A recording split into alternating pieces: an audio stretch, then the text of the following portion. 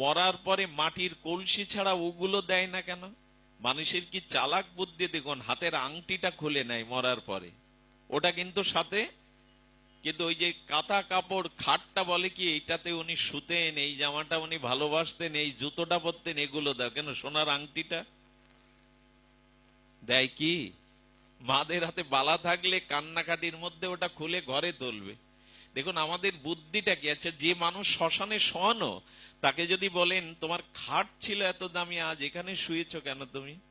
বলো শ্মশান শব্দের অর্থও তো তাই, যেখানে মরাকে শোয়ানো হয়। এখানে আমাকে ওরা খাট দেবে না।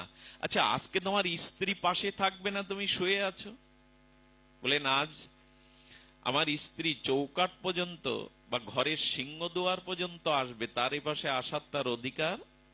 যে টাকাগুলো তুমি সঞ্চয় করে ব্যাংকে সিন্ধুকে সোনাদানা রেখেছিল, ওরা সাথে আসেনি?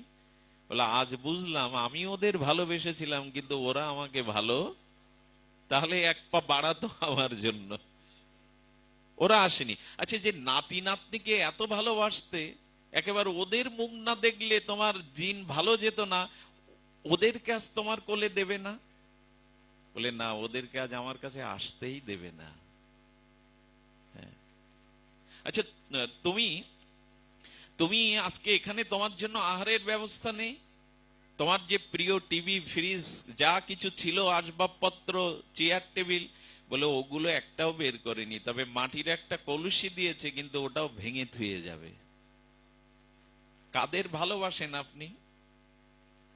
যারা আপনাকে ভালোবাসতে পারে না, সেই বাড়ি গাড়ি জমি সম্পত্তি টাকা সোনাকেই ভালোবেসে গেলেন, যারা এক বিন্দু আপনাকে ভালোবাসতে পারে না। এই জন্য রামপ্রসাদ বলেছিলেন, পৃথিবীর কেউ ভালো তো বাসে না, পৃথিবী ভালোবাসিতে জানে না। আর দ্বিতীয় ভালোবাসি আমরা ব্যক্তিকে, স্ত্রী পুত্র পিতা মাতা সজ্জন কুটুম্ব এদেরকে, তাই তো? ব্যক্তির ভালোবাসার মধ্যে তিনটে অভিশাপ আছে।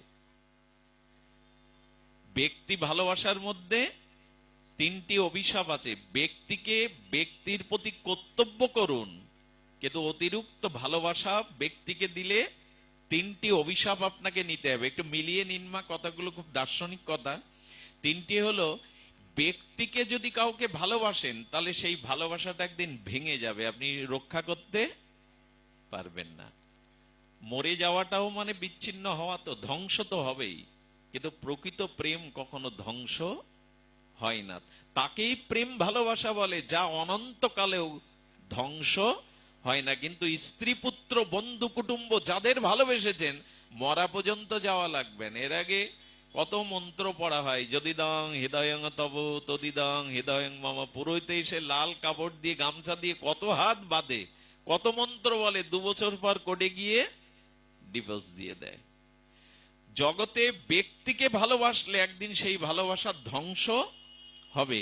দ্বিতীয় কারণ হলো, ব্যক্তিকে ভালোবাসলে তার কাছ থেকে কোনো না কোনো দিন আপনাকে আঘাত পেতেই হবে। আকাশ থেকে এসে কেউ আপনার জীবনে ব্যথা দেয় না। আজ এই ব্যথা পাওয়ার জন্য কতজন আত্মহত্যারও পথ বেছে নেয় জীবনে, এত বড় মূল্যবান মনুষ্য জীবনটাও শেষ করে দেয়। এই জাগতিক, তুমি এখানে আসো প্রতিদিন, গুরুদেব বলেছেন আর আমাকে দেখা দাও না, আমি না খেয়েই থাকবো, জলও খাবো না। বিকাল গড়িয়ে গেলে দেখলেন গোবিন্দ জলও পাচ্ছে না। আহারে, ভগবান ওর সরলতাকে দেখে মুগ্ধ হয়ে আর সাক্ষাৎ প্রকট লীলাতে এসে তখন বলছেন, তুমি এত অবুঝ কেন? আরে খেয়ে নাও। যখন গোবিন্দকে দেখেছে বললেন, আহা, বলে কি দেখছো আমার দিকে তাকিয়ে, আপাদ মস্তক কি দেখছো? বলে গুরুদেব যে তোমার রূপের বর্ণনা প্রতিদিন পাঠে করে, তার থেকেও যে তুমি বেশি সুন্দর। প্রভু যে বর্ণনা তোমার করে, তুমি তো তার থেকে বেশি সুন্দর। আরে আরে গোপাল, তোমার দিকে তাকালে কারো চোখ যে অন্যদিকে যায় না, আজ আমি বুঝলাম। একটু দাঁড়াও না সামনে। আহা, তোমাকে দেখে আমার এমন হচ্ছে কেন? গুরুদেব শাস্ত্রে যা বলেছে তুমি তার থেকে কত সুন্দর। বলে সুন্দর দেবে পরে, দাও তো তুমি কি এনেছো, আমাকে দাও তো, খেতে দাও। নিজে না খেলে তো খাবে না, সারাদিন আমি গল্প শোনাতে বসিনি এখানে। আজও আজও ঘটে, ঘটনাটা বেশি দিন আগের না, খুব বেশি দিন আগের না। সেই সেই কাপড় থেকে খুলে গোবিন্দকে দিচ্ছে। গোবিন্দ আবার ফিরে ফিরে তাকেও দিচ্ছে। দেখো আজ থেকে তুমি আমার বন্ধু, সখা হয়ে গেলে, তুমি আমার নতুন সখা। হ্যাঁ, আজ থেকে কিন্তু সখা হয়ে গেলে। তো খেয়ে দিয়ে বলছেন, দেখো আমার যাওয়ার সময় হয়েছে, তুমি যাও, কালকে আবার দেখা হবে। গুরুদেবের আশ্রমে গিয়ে আসবার সময় বলছেন, গুরুদেব আর দুটো রুটি বেশি দিন, হাত দুটো রুটি বেশি দিন। আমার এক বন্ধু আছে, আপনি যার কথা বলেন তার জন্য একটু সবজি আর রুটি বেশি দিন। সে কাল আমার কাছে খেয়েছে। গুরুদেব মহারাজ মনে মনে হেসে বললেন, ও তো পাগল, সরল, ওর মতো কেউ বোকা বানিয়েছে, বোকা বানিয়ে ওর ভাগ নিয়েছে। গুরুদেব বললেন, তার নিয়ে যা, দুটো বেশি নিয়ে যা। যখন গেছে না, তখন গোবিন্দকে ওইভাবে ডাকছে। আর বৈকালিক সময়ে গোষ্ঠ থেকে ফিরার আগে গোবিন্দ আবার উদয় হয়েছে, বলছে তো গুরুদেব গুরুদেব এভাবে 2-3 দিন দেওয়ার পরে একদিন দেখছে ওর চোখ আর আগের চোখ নাই, ওর ভাব আর আগের ভাব নাই। গুরুদেব বললেন, তবে কিছু ঘটলো না তো ঘটনা, কিছু ঘটে গেল না তো? মহাত্মা তো, শাস্ত্রজ্ঞ তো, ওর চোখের ভাষা থেকে বলছি কিছু ঘটে গেল না তো? তখন বলছে, দেখ আমি তোকে রুটি সবজি দিতে পারি, বনেও পাঠাতে পারি গাভীগুলোকে নিয়ে, তুই যাকে খাওয়াস তাকে আমাকে একটু দেখাতে হবে এনে। গুরুদেব মনে মনে বললেন, ছেলেটা তো সরল, কিছু ঘটে যেতে পারে। যদি কিছু ঘটে যায়, বলে দেখ আমি তোকে রুটি দিতে পারি, আশ্রমে রাখতে পারি, গোচারণে যেতে দিতে পারি, যাকে খাওয়াস তাকে যদি আশ্রমে একবার এনে আমাকে দেখাস। বলি এ আর এমন কি, আমি বললেই বন্ধু আসবে। রুটি নিয়ে গেল। 2-3 দিন বাদে গোবিন্দ রুটিতে মজা পেয়ে গেছে, ভক্তিতেই তো গোবিন্দের কাঙাল। ভগবানকে যদি বলি, প্রভু প্রেম দাও আমায়, গোবিন্দ বললেন, তুমি কি পড়নি ভিখারির কাছে ভিক্ষা পাওয়া যায় না? আমি তো প্রেমের কাঙাল, আমি প্রেম দেব কোথায়? আমি তো চিরকাল প্রেমের কাঙাল। প্রেমের মহাজন হলো আমার ভক্ত, ভক্তের কাছে যাও। প্রেমের মহাজন আমি না, ভক্তই আমার প্রেমের মহাজন। তো ভক্তের কাছে প্রেম পেয়েছেন উনি। এসেই বলছে, তাড়াতাড়ি রুটি দাও, ক্ষুধা লেগেছে, তাড়াতাড়ি রুটি দাও, ক্ষুধা লেগেছে। বলে রুটি আজ তোমাকে দেব না। বলে কেন দেব না? একটা সত্য আছে। সত্যটা হলো, এই রুটি আমি তোমাকে দিতে পারি হাতে তুলে, কিন্তু যার কারণে এই রুটি পাচ্ছ তুমি, তাকে তোমাকে একবার দেখা দিতে হবে। গোবিন্দ বললেন, খুব সোজা পেয়েছো না?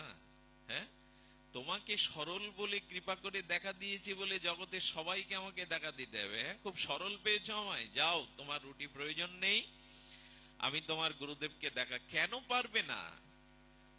কেন পারবে না? বলে তোমার মতো সরলতা যে তোমার গুরুদেবের নাই। অনেক শাস্ত্র জানে, অনেক জ্ঞানী, অনেক পণ্ডিত, কিন্তু তোমার মতো সরলতা যে ওর মধ্যে নাই। বলে যাই জানো, শোনো, আমি তো গুরুদেবের জন্যই তোমায় পেয়েছি, গুরুদেবের জন্যই এখানে আসতে পেরেছি। আমার একটা কথা রাখতে হবে, আমাকে একটা কথা রাখতে হবে, তোমাকে গুরুদেবকে দেখা দে। গোবিন্দ বলছেন, আদৌ সম্ভব? ও আমাকে এই জন্মে পাবে না। বললেন, তাহলে শোনো, এই রুটি আমি বাঁধলাম, আমিও খাবো না, তোমাকেও আমি, দেখুন ভালোবাসা কি জিনিস, তোমাকেও আমি রুটি দেব না। আর আজ থেকে জেনে রাখো, আমাদের বন্ধুত্ব এখানেই নষ্ট, আমি আর ভান্ডির বনে আসবো না। এই বলছে আর গরুগুলো নিয়ে যাচ্ছে, বারবার তাকাচ্ছে। ভগবানের প্রতি একটা আসক্তি এসে গেছে তো, আমি আর আসবো না, তোমার এখানে কোনোদিন আসবো না, আজ থেকে আমাদের বন্ধুত্ব শেষ। গোবিন্দ দূরে দাঁড়িয়ে চোখে জল মুছছে। সবকিছু মেনে নিতে পারেন, কিন্তু ভক্তকে দূরে সরিয়ে দিতে গোবিন্দ কখনো পারেন না, ভক্তকে উনি সরাতে পারেন না। বলেন, শোনো, তুমি শোনো, যেও না, যেও না, তুমি দাও না, কি এনেছো ওটা দাও, দাও, আমি তোমার কথা রাখবো, দাও। তোমার সাথে আমার বন্ধুত্ব নষ্ট। ভগবানের কত প্রীতি ভক্তের প্রতি, কি সুকৃতি আছে ওর। শুধু সরল ভালোবাসাটা ভগবানকে দিয়েছে, ভগবান এই বন্ধুত্ব ছিন্ন করতে চাইলেন না। বললেন, দাও, রুটি দাও। খাওয়ার পরে বললেন, চলো, আমি তোমার গুরুদেবকে কৃপা করবই। আশ্রমে যাওয়ার পরে সম্মুখে শ্যামসুন্দর দাঁড়ানো, কিন্তু আমার মতো আপনার মতোই দশা, সামনে থাকতেও কি দেখা যায় গো? প্রেম না থাকলে হৃদয়ে ভগবানকে ধরা যায়, দেখা যায়? বললেন, বললেন, ওরে ওরে, আমি গন্ধ পাচ্ছি গোবিন্দের অঙ্গ গন্ধ, চরণের গন্ধ, কিন্তু তাকে দেখতে পাচ্ছি না রে। তাকে দেখতে পাচ্ছি না। ওই চিরকাল যা হয়, যখনই শিষ্যকে স্পর্শ করলেন ওই সরলকে, তখনই প্রকট শ্রীমূর্তিতে গোবিন্দ দর্শন দিয়ে দিলেন। গোবিন্দকে দর্শনের পরে কি করেছে জানেন? একবার মা, একবার গোবিন্দকে দর্শনের পরে কি করেছে জানেন? গুরুদেব গোবিন্দের চরণে পড়েননি, নিজের শিষ্যর চরণেই পড়ে গেছে।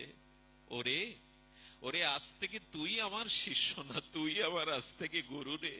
যে আগে পায় সেই তো গুরু, সেই তো পিতা, যে গোবিন্দকে আগে পায়। ওর চরণে পড়ে বললেন, ধন্য আমি, ধন্য আমি, আজ থেকে তুই গুরু, আজ থেকে তুই পিতা, যে আগে কৃষ্ণ পায়। পরিশেষে এইটুকু বলবো, আসুন একটু সরল হৃদয় নিয়ে, একটু প্রেমশ্রু নিয়ে, একটু ব্যাকুলতা নিয়ে যেটুকু ভজন করেন, ভজনের সাথে একটু ব্যাকুলতা, একটা রুচি মিশিয়ে ভজন করুন। ভগবান দূরের বস্তু নয়, ভগবান আপনার নিকটেই আছে, কাছেই আছে। শুধুমাত্র তাকে খোঁজার সাথে সাথে একটু ব্যাকুলতা দরকার, একটু উৎকণ্ঠা দরকার। আজ এইটুকুই থাক। যারা অনুষ্ঠানের আয়োজন করেছেন, আমি আমি এই অঞ্চলে মনে প্রথম এলাম। তাপসদা আসছেন এখানে, ওনার গৃহে এসেছি, বাগেরহাট রাধা গোবিন্দ মন্দিরে রেলগেটে এসেছি। তা আজ আমার মনে হচ্ছে এই চৈত্রের ভীষণ তাপে, আমার কি মনে হচ্ছে জানেন, এই বাইরে কত মানুষ ভক্তরা দাঁড়িয়ে, জানেন, রাস্তায় দাঁড়িয়ে ধুলা মেখে এই গরমের দিনে, আমার মনে হয় ওনাদের প্রত্যেকেই যদি আমি এখানে বসে আমি দাঁড়াতে পারতাম ওখানে, আমি অবাক হয়ে গেছি। তবে বাগেরহাটের পক্ষে এটা সম্ভব। আমি আমার হারানো পিতাকে, ছোটবেলায় বাবাকে হারিয়েছি। বাবা বাগেরহাটের কথা খুব বলতেন, যে ওখানে শুদ্ধ বৈষ্ণব ভক্তির প্রবাহটা অনেক দিনের, রথটা অনেক দিনের। আমি আজ আপনাদের দর্শন স্পর্শন পেয়ে নিজেকে ধন্য মনে করলাম। একটা অনুরোধ বা একটা ভিক্ষা চাইবো আপনাদের সকলের কাছে, কেউ বঞ্চিত করবেন না। সেই ভিক্ষাটা অন্য কিছু না, বাতাস বইছে তো, বাতাসে আপনাদের পায়ের ধুলো উড়িয়ে আমার মাথায় একটু দিন, যাতে গৌর কথায় আপনাদের মতো সাধু সঙ্গে রুচি হয়, যেন আপনাদের আপনাদের মতো ভক্ত সঙ্গে রুচি হয়। আমার এই বাবাজিকে ধন্যবাদ দেই। বোধাটায় এত পথ গিয়ে এই অনুষ্ঠানের জন্য তার ব্যাকুলতা ছিল। জয় হোক আপনাদের, জয় হোক এই ভাগবত অনুষ্ঠানের, জয় হোক সকল ভক্তবৃন্দের। জয় শ্রী গুরু প্রেমানন্দে গৌর হরি বল।